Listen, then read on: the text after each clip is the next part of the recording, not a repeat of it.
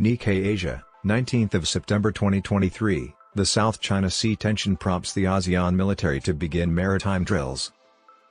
China borders 12 nations on land and has territorial disputes with 24 countries far from their coasts. Tuesday saw the beginning of Southeast Asian troops' first combined marine drills in Indonesia as hostilities over Beijing's South China Sea claim escalated. While ASEAN has previously held drills with the United States and other allies, this week's activities are firsts for the 10-nation alliance. 5 warships from Indonesia, Brunei, Malaysia, and Singapore are due to sail from the island of Batam to an area near the Natuna Islands, facing disputed waters in the South China Sea. Hundreds of personnel are participating in the ASEX 01 Natuna drills, which will go on until Saturday. A support chopper from the Indonesian Air Force will also be participating. During the event's opening ceremony, Admiral Yudo Margono, the head of Indonesia's armed forces, stressed that the unity of ASEAN would not be easily maintained. This will strengthen our abilities and capabilities to sustain regional peace, prosperity, and security as we complement and learn from each other.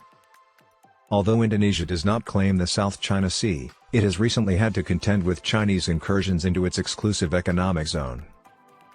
In the resource-rich waters off the coast of Southeast Asia, China shares claims with other nations. Tensions have been building since Beijing released a new map of the disputed area this month.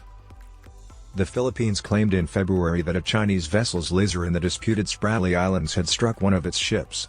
At various South China Sea outposts, Vietnam carried out a significant expansion of dredging and landfill operations in the second half of 2022, according to a December report from the U.S. Center for Strategic and International Studies. According to some analysts, the exercises attempt to show togetherness when the bloc is experiencing stagnation, particularly in handling the Myanmar crisis, leading to differences amongst member states. The ASEAN defense chiefs met in Bali in June, and that meeting preceded this week's drills. An invitation has also been extended to East Timor, an observer of ASEAN. This month, in Jakarta, during the annual ASEAN summit, the chair's statement emphasized the significance of preserving peace and stability in the South China Sea. Professor of International Relations at Jakarta's Pramadina University Emil Radianzia said that because China has such a strong economic presence in the area, nations with claims that overlap with its own will proceed cautiously. Despite the drill, Radianzia told Nikkei Asia that Southeast Asian countries will try to avoid upsetting China. He continued, saying that while the exercises would demonstrate the bloc's cohesion in the face of security concerns, China might view them as an effort to forge a military alliance. The alliance lacks a defense agreement. ASEX 01 Natuna follows last week's conclusion of Super Garuda Shield, an annual combined U.S.-Indonesian military exercise that involved Japan, Australia, Singapore, and the United Kingdom this year.